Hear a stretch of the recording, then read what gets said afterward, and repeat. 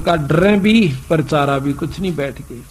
गरीब राजा से जयदेव कहा, ये दो मित्र हमारे, ये मेरे दो दोस्त हैं, इनकी पूजा कीजिए, ले अपना जन्म सुधार।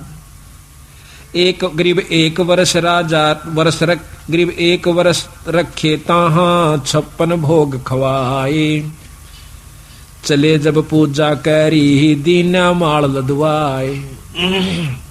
गरीब घोड़े जोरे बहु दिए, थैली दीनी 20 थैली। एक न्योली कई हजार रुपया की हुआ करती थी थैली, 20 थैली दी। गरीब घोड़े जोरे बहु दिए, थैली दीनी 20। जयदेव राजा पूज करे चल देते चले आशीष। वो ठग आशीर्वाद देते हुए जाओ, क्यों पाखंड तो पूरे करने पड़े, जब साधु बन गया नकली हो छे खोकरे भी हो। कहते घोरे जोरे बहु दिए, फिर थैली दीनी 20। जयदेव राजा पूजा करी देते चले आशीष। गरीब संग बुलाए तोबची, तोब भी साथ दे दी, तोबची यानी बंदूक चलानी है, गनमैन। और दिए कुमैती साथ, आनंद मंगल बहु भये, चाले करते बात। गरीब हद से ती बाहर होए, कि ना ठगो जुहारे। अदत बार हो गए वह ठग क्या, जयदेव तुमरा क्या लगे, हमसे कहो विचार। वो पूछते हैं सिपाही, तो न कह वह दोनों संत हद तक बार हो गए। कैसे, उसकी क्या बुराई करते हैं। गरीब झूठे कपटी चोर ठग, करत गनी कलमाही। जयदेव की निंदा करी, साहेब सोचा नाही। उन दोनों ठगों ने, कपटियों ने भगवान भी नहीं सोचा, उस संत की निंदा करी। क्या, गरीब रानी से खोटा किया, जयदेव पकड़े आए। जादिन इसके कर कटे, हमो छुटाया जाए। देख के कैसे, यही सारा आप समझ गए होंगे कि हमने छुटवाया, इसने बुरा कर्म किया था। गरीब शिला छुटी आसमान से, आए संपट बीच। धरती में गारत गए, वह ठग दोनों नीच। गरीब जयदेव को कर मले, हर हर किया हजूरे। दोनों पंजे दस्त के हो गए भरपूरे। दोनों हाथ जो काट रखे थे पूरे हो गए। और रोया ने बोला, जड़ो मेरा खास आदमी मर गए। गरीब जयदेव से राजा कहे, कारण कौन अगाह दे। विधि संयोग बताई, ओह परम स्नेही सादे। कि यू के कारण होया, वह दोनों क्यों मर गए, और आपके हाथ पूर्ण क्यों कर हो गए। गरीब साध चला नीचे दबे, मित्र मेरे प्राण। जयदेव ने कहा, मेरे खास थे, साल भर मेरी गेल रहे, और बड़ा आनंद आ रहा था, उन बिना मेरा जी नहीं लगता। और राजा से जयदेव कहे, बूझ हमारा ज्ञान। मैं न्यू रोया कि मेरे खास दोस्त मर गए, इस करके मैं रोया। और गरीब करुणा से ती कर दे, प्रश्न करो दयाले। वे दोनों गारत गए, शिला परी अबदाल।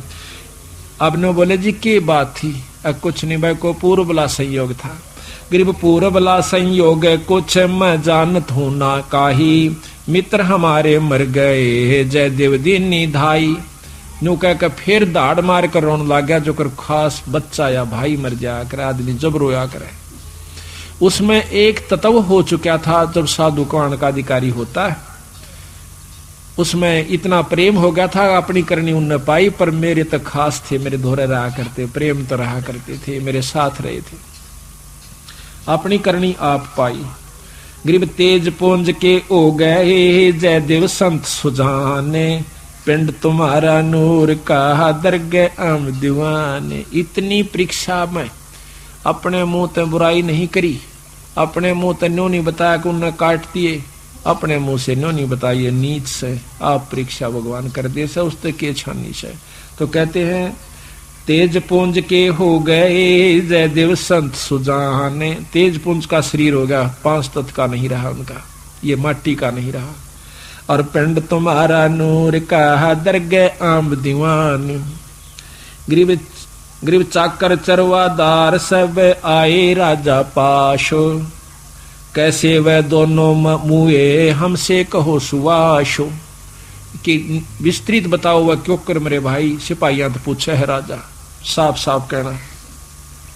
गरीब स्वामी की निंदा कैरी काटे ऐब सबाब, शिला परी अजगैब से आया नहीं जवाब। गरीब जयदेव से राजा कहे कारण कौन दयाले, बदन तुम्हारा नूर का वह भक्षण की ये काल। राजा जयदेव से पूछे ये क्या कारण था स्वामी, आपका तो तेज पुंज का नूर का शरीर हो गया और वो मारे गए।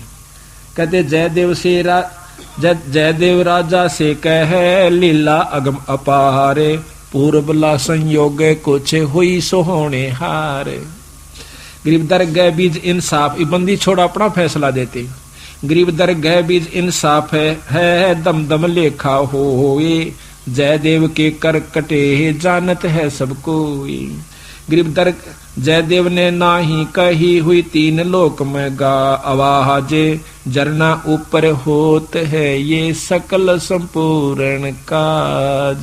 गरीब जयदेव ने नहीं कही ही तीन लोक आवाजे, जरना ऊपर होत है सकल संपूर्ण काज। अब बंदी छोड़ कहते हैं समर्थ का सरना गहो रंग होरी हो, कदे न हो एकाज राम रंग होरी हो। सत साहिब बोलो सतगुरुदेव की जय। अभी आपने जयदेव की कथा सुनी, भक्त की, संत की। गरीबदास जी महाराज कहते हैं पावेगा अपना किया रे, तू भोगेगा अपना किया रे। अपने किए हुए कर्म का जीव भोग भोगेगा, अच्छे करेगा तो अच्छा फल मिलेगा। जिस प्रकार जयदेव जी ने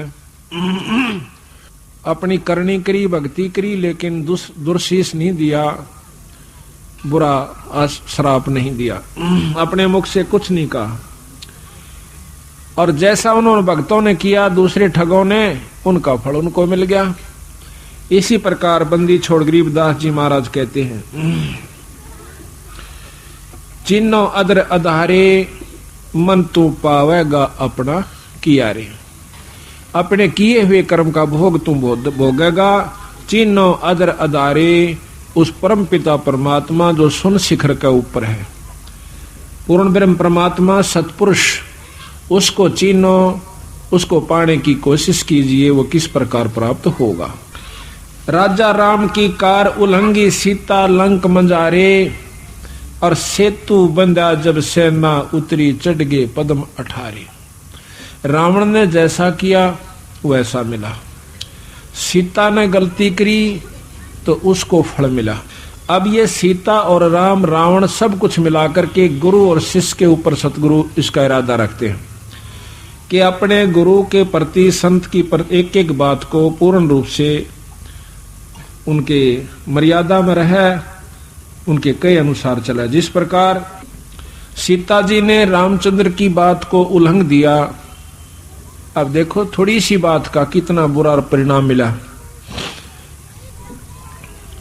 जब मारीच मृग बनकर वहां पर पहुंच जाते हैं जिस कुटिया में रामचंद्र, सीता व लक्ष्मण जी रहा करते थे, वन के अंदर, मृग की सुंदरता देखकर सीता ने कहा कि ये मृग मुझे लाकर दो। जीवित लाना, मरा हुआ ना हो, नहीं तो मार तो वो वहीं से सकते थे तीर को से। काफी आग्रह करने पर वो नहीं मानी तो चलती बरिया कहते हैं कि देखो लक्ष्मण, आप यहीं रहना और मैं जा रहा हूं सीता की रखवाली करना, और अगर किसी कारण से तने इधर उधर जाना भी पड़ जावे, मैं हो सकता देर हो जाऊं तो प्रबंध करके जाना। एक वचन दे के गए कि ये कार दे देना चारों तरफ, इसके अंदर कोई भी शक्ति प्रवेश नहीं कर सकेगी, ना देव ना कोई जंगली जानवर, कोई नहीं आओगा। बोला जी ठीक है। चले गए। सीता ने काफी देर जब होगी, ऊपर से आकाश में आवाज आई, मैं खा लिया, भाई मेरी मदद करो। वो माया थी असुरों की, राक्षसों की सिद्धि थी। उसी समय सीता लक्ष्मण से कहती आप जाइए, और आपके भाई को हो सकता कोई आपत्ति हो। तो कहते हैं लक्ष्मण जी ने समझाया कि माँ, भाभी जी को वो माँ कहा करते थे, बड़ी भाभी को, कि कोई ऐसी दिक्कत नहीं है, मेरे भाई पर कोई कष्ट नहीं आ सकता, वो कोई मामूली चीज नहीं है। लेकिन नहीं माने, बहुत कुछ भला बुरा कह दिया कि तेरी नीयत बद है। लक्ष्मण हार के कहता है कि पर एक काम करना, ये भाई का वचन है, इस कार से बाहर मत आना, मेरा कतई कलंक मत लाना, में आप यहां रहिए। चारों तरफ से कार देकर जब चला जावा है तो पीछे से राक्षस रावण आकर के एक साधु का रूप बना के भिक्षा मांगे है। अब यहां बात सोचने की है। सतगुरु महाराज कहते हैं जो गुरु वचन पर डट गए कट गए फंद 84 के, ना तो भाई ये लौट झेड़ा ही सोड़ जेड़ा है।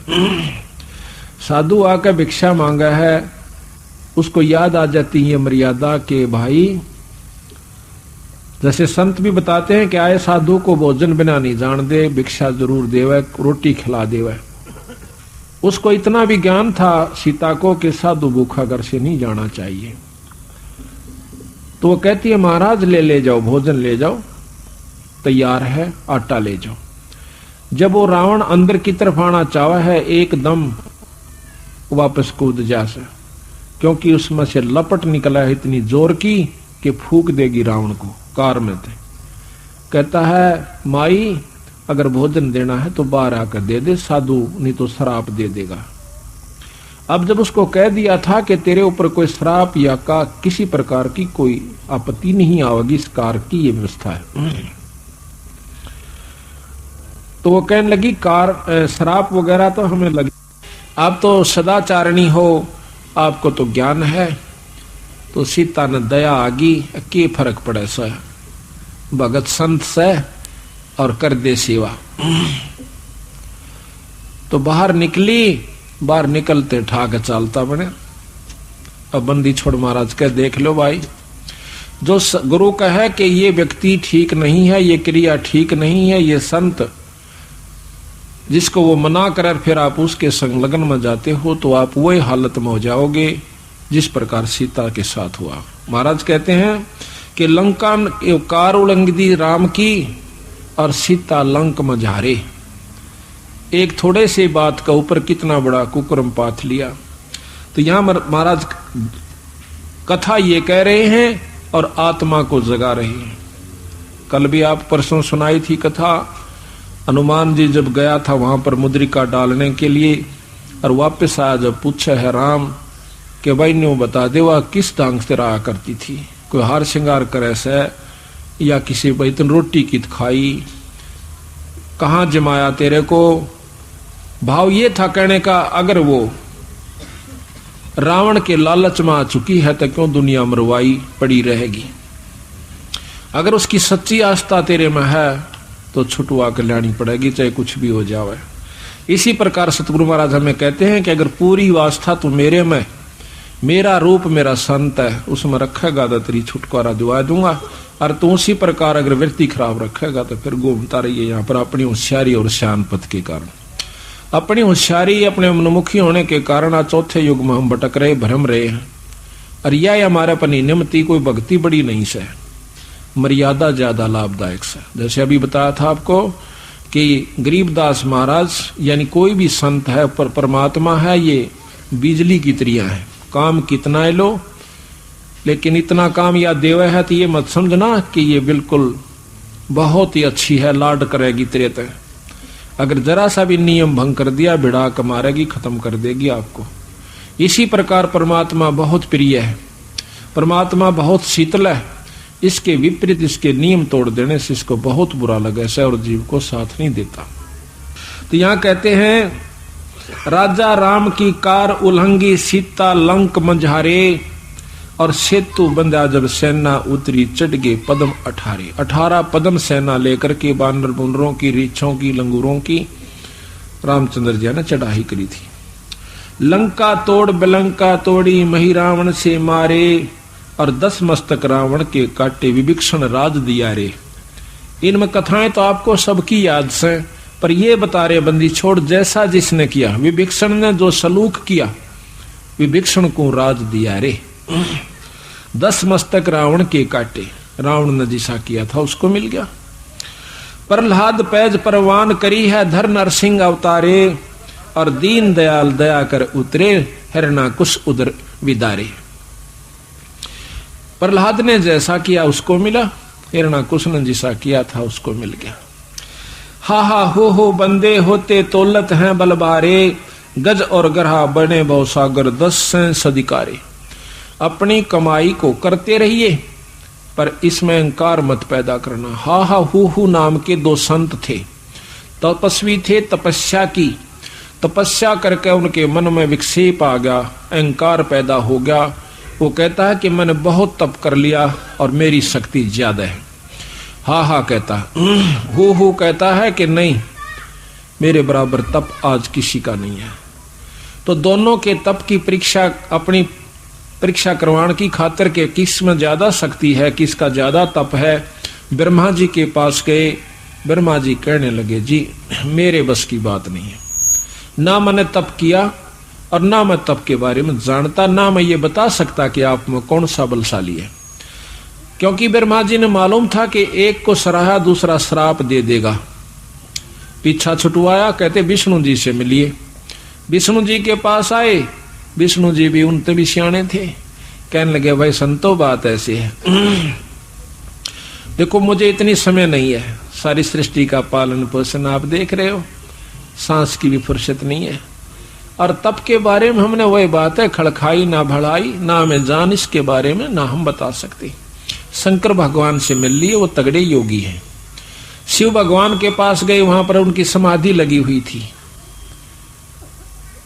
उन्हें समाधि से बाहर आए, जब अर्ज की कि महाराज हमें बताइए कौन से में ज्यादा तप है। शंकर भगवान ने सोची तो को बदले कार्य से इनका ऐसा इलाज कर दें कि इनका आप काम बन जा। कांटे तो कांटा लकड़े, तो उसने बोले कि एक मतंग नाम के तपस्वी हैं, मृत मंडल में जाइए, और वो तपस्वी हैं, तपस्वी ही बता सकता है कि आप में कितनी शक्ति कौन सी में है। मतंग ऋषि बहुत मोटे शरीर के थे, जैसे बहुत भारा तगड़ा शरीर था। उसके पास आने लगे, रास्ते में देखे हैं सामने कि वो बैठे मतंग ऋषि। एक के मन में आवश्यक है कि तो हाथी जैसा नजर आवश्यक, जैसे कह दिया कर मजाक में कि अच्छा हाथी सा पड़ा सा। मन मन में विचार किया दोनों ने अपने हिसाब से। एक कहता है कि अच्छा मगरमच्छ सा है भाई। तो संत के मन में के बारे में इतना विक्षेप भी दुखदाई हो जाता है, उसकी निंदा हंसी मजाक कभी नहीं करनी चाहिए। जब वो आते हैं कि आओ ऋषिवर कैसे दर्शन दिए तपस्वियों, मतंग ऋषि पूछा है। हा हा हो कहते हैं कि हम तीनों लोक में तीनों देवताओं के पास जाई आए, हमारे बारे में किसी ने सही निर्णय नहीं दिया। आप बताइए कि हमारे में किस में ज्यादा तप है। वो कहने लगे ऐसे फैसला ना हो भाई, पहलवान गुड़ के दिखाओ जब पता लगे कि जाओ जो तुमने मन में सोची है वही हो जाओ। क्या सोची थी ये तुम विचार कर लो। उसी समय शरीर छूट गया, एक तो हाथी का पैदा हो गया, एक मगरमच्छ का पैदा हो गया। जब वो जवान हुए, हाथी पानी पीने की खातिर दरिया में जावा है, तो वो मगरमच्छ उसका पांव पकड़ ले से। 10,000 वर्ष तक उनकी लड़ाई रही। वो बाहर खींचे, कभी आधा मगरमच्छ ने बाहर खींच लिया हुआ, कभी मगरमच्छ उस हाथी ने खींच ले जावा। शाम के समय युद्ध बंद कर दें, खाना पीना खावें, फिर शुरू हो जावे। 10,000 वर्ष तक लड़ते रहे। कहते हैं गरीबदास जी ने लिखा कि आसपास के हाथियों ने पहले तो उनके लिए चारा लाकर डालते रहे अपने हाथी के पास।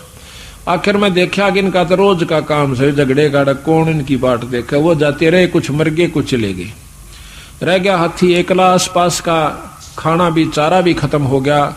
आखिर में अहंकारवश फिर आकर पांव पकड़वा दिया, अपना मुंह में अगले पकड़े। तो वहीं से शुरू हुए, आखिर में हाथी को अंदर की तरफ खींच लिया। जब हाथी का सूंड थोड़ा सा जौ के समान, एक सूत समान बाहर रहा, चावल की मोटाई जितना, उस समय देखा कि भांगा नहीं बसावेगा। अर्ज करी मरते हुए ने, आधा रा कहा था। उसी समय कहते हैं विष्णु भगवान प्रकट हुए, हाथी को बाहर छुटवा लिया, मगरमच्छ का माथे पर मारा वो चक्कर सुदर्शन, उसने छोड़ दिया, बाहर काट दिया। कहने लगा चल भाई तू स्वर्ग के अंदर चल। कि दोनों तपस्वी थे। महाराज भी कहते हैं पिछले ही तप से होत है पूर्ण हंस मुराद। जैसे पिछले तप से ही हमारे से, पिछले भजन से, पिछली कमाई से आज हम सत्संग में बैठे हैं, यहाँ पर आप आए हैं। नितार नहीं दे यहाँ पर काल कति नहीं आन दे। ये तो इस प्रकार जोड़ रखा इस जीव को जैसे रेढ़ी के अंदर और खच्चर को जोड़ लिया कर मालिक। काल ने हमें नो जोड़ रखा है काल इस माया के बंधन में। हम मुक्त नहीं है, नाथ गाल राखी है कि देखो नो सोचे मुक्त से। ये तो सतगुरु किसी ने काट ऐसा हुए निकल पावस होता पिछले संस्कार से। तो उसी समय हाथी को पार करने की कही तो मगरमच्छ कहने लगा महाराज जी आप मेरे को क्यों नहीं निकाल रहे हो और इनको ही क्यों निकाल रहे हो? दोनों का लड़ाई थी, ये तो साथ क्या उनका मुकदमा मालिक, आपस में दोनों ही लड़ रहे थे। इसने ऐसा कौन सा नया काम कर दिया जो आपको मुक्त कर रहे हो आप इससे? तो उसने कहा विष्णु भगवान ने कि इसने मेरा नाम लिया है और वो भी इतनी कराहट के साथ कि कोई ले नहीं सकता। तो वो कहता महाराज इसने नाम लिया और आत्मा मेरी भी कर रहा गई जब इसने इतने दुख के साथ ईश्वर भजा था। तो कहते हैं उसी समय महाराज मैं भी इसी भाव से आपकी तरफ मेरी सुरत गई थी। तो मुझे क्या मिलेगा मालिक के चल तुझे भी पार करते हैं। तो यहाँ दो बात हैं कि भगवान भजत ऐसे भजा जैसे नाम लेते हैं ना, जो मरता हुआ याद करा करे उसको ररंकार जाप कहते, ररंकार रर्रा। और सुनने वाला भी उसी भाव से सुने तो उसको लाभ होता। जैसे सुखदेव ऋषि ने कथा सुनाई परीक्षित राजा को। परीक्षित राजा ने ज्ञान था कि 7वें दिन तू मरेगा, सांप डसेगा। उसकी जो भाव थी, उसकी जो वृत्ति थी 90% तो राज से पुत्रों से मोह हट चुका था। क्यों पता था कि 7वें दिन चले जाओगा, तेरा है कुछ नहीं। और दूसरे फिर कथा करने वाला इतने ढंग से सुनावा था कि आत्मा में कसक बनी रहे थी। तो सुखदेव को स्वर्ग प्राप्ति होगी। पिछले कर्मा थे, अच्छे संस्कार पिछले जन्मों के भी उसके साथ थे, तभी सुखदेव ऋषि सतलोक से स्वर्गलोक से आया, इंद्रलोक से आकर के कथा सुनाई। अब देखो आम व्यक्ति के पाठ करने से भी कोई लाभ नहीं होता, आम व्यक्ति के द्वारा कथा सुनाने भी लाभ नहीं होता। जब सारी पृथ्वी मंडल के ऊपर कोई ऐसा संत नहीं था, कोई ऐसा ऋषि नहीं था जो कि सुखदेव को परीक्षित को कथा सुना दे और वो मुक्त हो जाए, किसी की हिम्मत ना पड़ी कि हम सुना देंगे और ये मुक्त हो जाएगा। तो उस समय सुखदेव को बुलाया गया स्वर्गपुरी से, विमान पर चढ़ के आया, आकर के कथा सुनाई। वेद व्यास जी ने सुख सागर लिखा था, भागवत लिखी थी, मद भागवत ये सुख सागर कहते हैं जिसे कहते हैं। ऋषि सुखदेव वशिष्ठ जी कहते हैं, वेद व्यास जी कहते हैं कि जो सुखदेव के मुख से मैं इस ग्रंथ को सुन रहा हूं, इतना आनंद मैंने लिखने में भी नहीं आया था। अधिकारी के द्वारा कोई भी चीज है वो फलती है, अधिकारी का वचन होता है वो फलता है। राजा कह देगा उसी बात को वो हो जाएगी और हम और आप कहते रहोगे कति ना होए। इसी प्रकार संत की वचन फला करे, वचन उसी से नाम ले, उसी के द्वारा सारी क्रिया करवावे तो उसका मंजूरी ले लेवे, उसकी रजा बख्शवा लेवे। अगर आप भी करवाना चाहे तो पूछ ले महाराज आपकी रजा हो और हम एक ऐसा करवाना चाहते हैं, आपको समय है तो आप चलिए, नहीं है तो हमें आज्ञा दीजिए। इसमें भी इंसान का बहुत भला हो जाता है। तो इसी प्रकार कहते हैं उसी समय सुनने वाला भी इस भाव से सुने कथा को और सुनाने वाले का भी यही भाव हो तो दोनों को लाभ होता है। अब हम बोलते रहें, आपके मन में कुछ और घूमता रहे इधर उधर की बातें, तो ना तो कथा सुनने का फायदा ना यहाँ आने का फायदा। तो यहाँ आवे एकाग्रचित से सुने एक एक बात, चाहे आपने ना भी अच्छी लग रही हो तो भी अच्छी लगेगी। क्यों लगेगी? क्योंकि हमने अपनी मौत को अभी दूर मान रखा, अभी नजदीक नहीं मान रखा। हमने अंदाजा ला रखा चाहे हम 70 साल के हो लिए न्यो सोचा कि इब्बा नहीं मरदे, अभी नहीं जावांगे। और जो छोटी उम्र के उन तो सोचन की फुर्सत कहाँ है।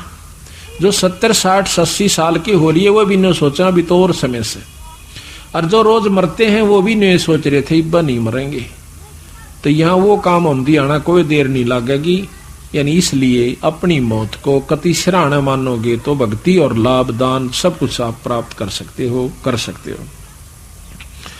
तो दोनों के दोनों हा हा हो दोनों पार हो जाते हैं। अब यहां महाराज कहते हैं पिछले ही तप से होत है पूर्ण हंस मुराद, पिछले करनी से जीव उबरता है। आप युगा युगांत लगे आ रहे हो आज के कोना, लेकिन बीच में विक्षेप हमें बिना रहता ही नहीं। कितनी कोशिश कर लो, इतना ज्ञान प्राप्त नहीं कर पाते, इतना भजन भी नहीं करते कि जिसके कारण आपकी बुद्धि स्थिर रह सके। एक तो ज्ञान पूरा हो, ज्ञान के बाद फिर आपका भजन इतना हो जावे कि उस अज्ञानता का पर्दा आपके ऊपर कति ना आवे। अहंकार वश भी आता है और दूसरे कारणों से भी पर्दा आ जाता है। हम सोचते हैं कि नहीं हम ठीक कर रहे हैं। ठीक तो रावण भी सोच रहा था, ठीक ने लंका ने उसने सीता ने भी सोची थी कि आंट लागे महात्मा तो सह दे देने 2 मुट्ठी चून दे दे चून। यही कारण है कि जब तक हम अपने संत के मर्यादा में नहीं चलेंगे तो कभी कामयाब नहीं हो सकते। चाहे 7 लाख जन्म तक भक्ति भी करते रहियो। जो ना करते उनका तो जिक्र है नहीं, जो करते उनके लिए बताया जा रहा है। ये स्कूल में कोई ना आनता हो तो मत आओ, आने वालों को भी नियम में रहना पड़ता है और वह कमाई करनी पड़ती है जब उपलब्धि होती है। तो इसी प्रकार कहते हैं हा हा हो बंदे होते तोलत हैं बल भारे, गज और गरहा बने बौ सागर 10 संस अधिकारे। श्वास घटा बलहीन भयो जद खेच लिया मजदारे, अर्ध नाम रसना ते टेरा सुमरत है रंकारे। आधा नाम भी ना लेन पाया था। अगर सही भाव करेंगे तो थोड़ी देर में बात बन जाती है। नारद मुनि तरकाली दर्शित जिन मन गर्भ किया रे। अभी आपको बताया था कि 72 औलाद होगी थी, उसने भी अभिमान किया था। नारद मुनि तरकाली दर्शी, 3 लोग, तीनों कालों की जानने वाले, पछली भी बता दिया करते थे, अगली भी बताया करते थे, अब क्या होने वाला सब वो भी बताया करते थे। इतने त्रिकालदर्शी, भूत भविष्य वर्तमान तीनों की बताने वाले। और उन गेला के बनेगी कहते हैं नारद मुनि तरकाली योगी जिन मन गर्भ किया रे, और पल में पूत 72 जाए, रोवत केस उपाड़े। रो रो के केस पाड़ पाड़ के, बाल पाड़ पाड़ के कुएं में डांक, उस नहर में डांक मारनी चाहिए। डांक मारगी, कुदांक मारगी, छलांक लगागी, मरने चाहा।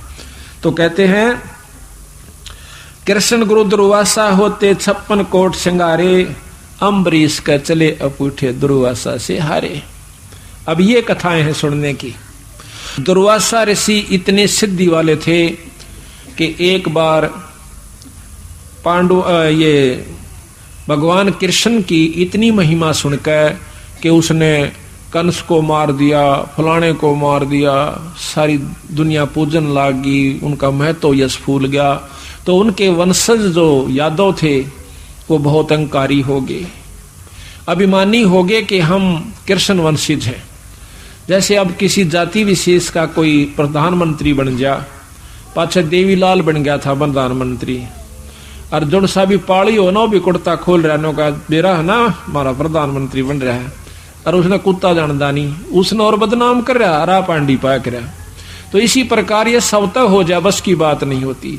तो सारे यादव अहीर जितने थे वो अभिमानी हो गए, संतों को भी नहीं समझा उन्होंने। ऋषि दुर्वासा बैठे थे, उसके पास जाकर और कृष्ण के पोते के जो है कहते हैं एक औरत के कपड़े पर आकर और अंदर एक कढ़ाया बांध दिया, छोटा सा कड़ुआ होया कर, जो कढ़ाई का डेग सा, छोटी डेग होया कर, और उसके ऊपर का कपड़े ला दिए। कोई हाथ लागे देखे, गर्भ सा दिखे, करड़ा ना लागे। जाकर ऋषि दुर्वासा के पास ले गए लड़की के वस्त्रों में। कहने लगे महाराज जी आप तो बहुत पहुंचे हुए, बताओ सर इस लड़की का क्या होगा, नो बताइए, लड़का होगा कि लड़की। तो उसने कह दिया पता था इसको, इतनी तो ज्ञान था। शक्ति वाले थे, सिद्धि वाले थे। कहने लगे इससे थारा तुम्हारे वंश का नाश होगा, यादवों का नाश होगा। इतना कहते ही वो कांप गए। आके गांव में बताया, गांव वाले चिंतित हुए। बूढ़े बुजुर्ग कृष्ण जी के पास गए, कहने लगे जी बच्चा ने गलती कर दी और दुर्वासा ने श्राप दे दिया। कृष्ण जी बोले मैं क्या करूं भाई, मेरे बस का ना है उनके श्राप ने उतारना, मेरा गुरु है वो। तो कोई यत्न बताओ कि इस कढ़ाई ने घिसा के कपड़े अंत दो जड़ा और इस कड़वे को घिसा घिसा कर चूरा बना दो, चूरा बनाकर जमुना में घेर दो। इसी प्रकार किया, सारे को घिसा कर कतई कण बनाकर उसका चूरा बना दिया। एक मेरे कैसे निर्भाग्य से हाथ लग गया, एक कड़ा जो कुंडा साथ का उसे वो कुछ घिसा कुछ ना घिसा, इतना छोड़ दिया मोटा हा, वो बगा दिया ठाक। वो एक मछली ने खा लिया, वह मछली एक बालिया झीमर ने मछली पकड़ने गया था, उसने वो पकड़ ली, उसमें वो कड़ा निकला 100 चमकदार बहुत सुंदर लोहे का। उसने उसका जहर में बुझा करके अपना तीर का अगला हिस्सा बनवा लिया। उधर से कहते हैं वो कणों के एक बहुत तेज धार वाले घास जाम गया, जिस प्रकार डाब होया करे, डाब आंगली के मां का लिकट जा, अगर खींच कर ले जा तो काट देती है। उससे भी मोटी धार का घास होता है, वो उग गया। अब वो समय आया जब कृष्ण भगवान तो अपना निकल गया और सारे यादों को कहा कि तुम जाके जमुना स्नान करो और तुम्हारी जान बच जावत। तो वो सारे चले गए स्नान करने की खातिर। वहां जाकर आपस में कवा सुनी होगी, वो तो लिख रखा था, होना ही था जो श्रापवश। आपस में मुक्का थपड़म थपड़ा हुए, किसी ने तलवार से, किसी ने वो काट कर वो पठेरा वो पाड़ कर, पठेरे जैसा घास होता है, एक दूसरे का मारे नाड़ उड़ जा कलम की तरिया, जो फिर तलवार काट दिया करे। खून की नदी बहगी, कीचड़ माच गया वहां पर, 56 करोड़ यादव कटके मर गए। तो महाराज कहते हैं देखो दुर्वासा कृष्ण गुरु दुर्वासा होते 56 कोट सिंगारे, अम्बरीश का चले अपूठे दुर्वासा से हारे। फिर कृष्ण भगवान एक वृक्ष के नीचे लेटे हुए थे, एक बालिया नाम का वो झिमर आकर के एक वृक्ष के नीचे लेटे हुए थे। कृष्ण भगवान टांग का ऊपर जैसे लेट कर एक पैर दूसरे घुटने पर रख लिया करें, पैर का पंजा सामने आ जाता है। उनके पैर में पद्म था, उस पद्म में बहुत चमक थी और उस पद्म के माग पत्तों की झुरमट में कह ऐसा चमका था जैसे कोई मृग की आंख हो।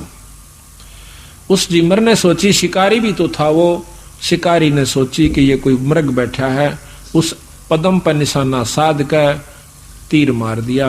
कृष्ण भगवान भी मर जाता है। तो जब पुकारता है मर गया भाई मर गया, मैं मार दिया, उसी समय वो बालिया पछताता है, किसी व्यक्ति का लग गया, भाग्या आवस है। तो एक व्यक्ति मोर मुकुट वाला और जो है मरने की लिए तड़प रहा है, पैर पकड़ कर कहसा कि भाई मेरे से गलती होगी, मैंने मालूम नहीं था, मैंने तो मृग समझ के मारा से, मेरी कोई गलती नहीं, ये जहर से बुझा हुआ पंजा था, तीर था।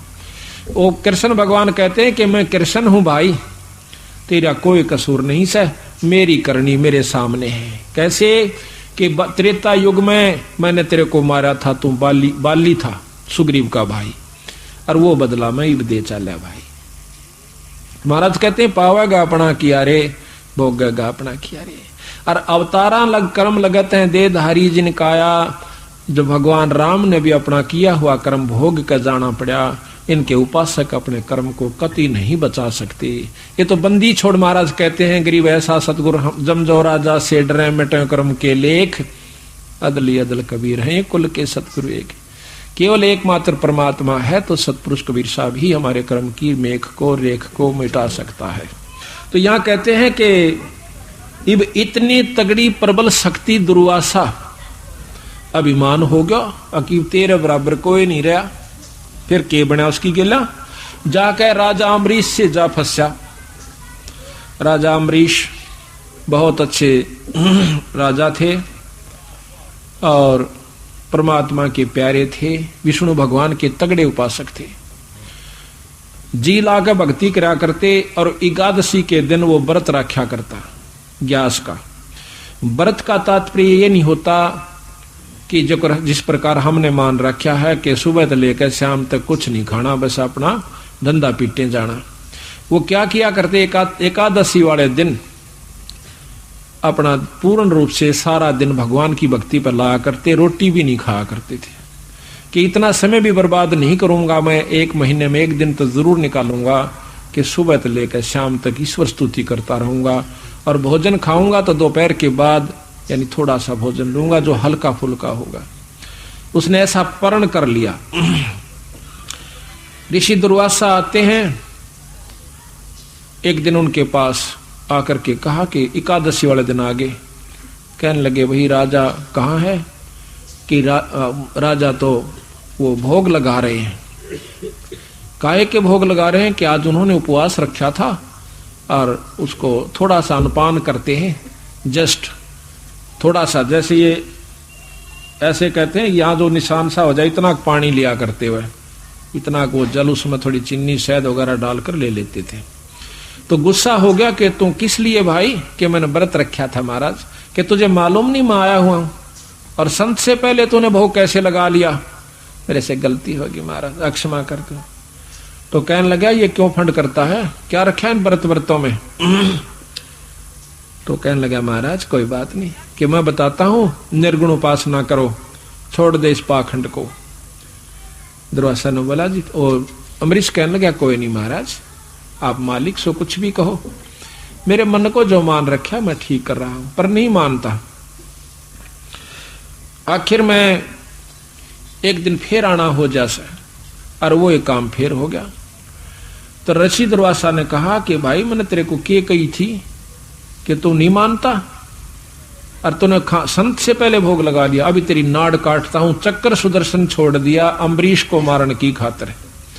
तो वो चक्कर सुदर्शन अम्बरीश राजा के पैरा ने छू के और डीक पाट गया, और उसको मारने के लिए दुर्वासा के पीछे पड़ लेता है। दुर्वासा जान गया कि शायद तेरी आ गई, तो वापस भाग गया जावस। वो कहा जाता है, सारे लोग भोग भाग लिया, पहले गया ब्रह्मा जी के पास, उसने भी मना कर दिया कि ऋषिवर ये मेरे बस का नहीं है, अपना कितो और जान बचा। फिर भाग्या जावस है भगवान शंकर जियों के पास, ने बोला मेरे बस का नहीं, विष्णु जी के पास जा। विष्णु जी के पास जब आवे से दुर्वासा, जब हाथ जोड़ कर खड़ा हो जा, महाराज मेरी जान बचा दे। न्यू बोला भाई क्या गलती कर दी। दुर्वासा को कहने लगा कि क्या गलती कर दी तूने, ये सुदर्शन चक्कर तेरे ऊपर क्यों चोट चलाई।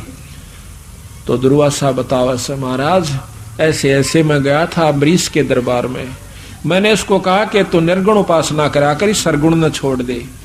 तो वो कहता है भगवान विष्णु के ऋषिवर आप अहंकारी हो गए हो, आपको अभिमान हो गया है, भक्ति भाव नहीं रहा।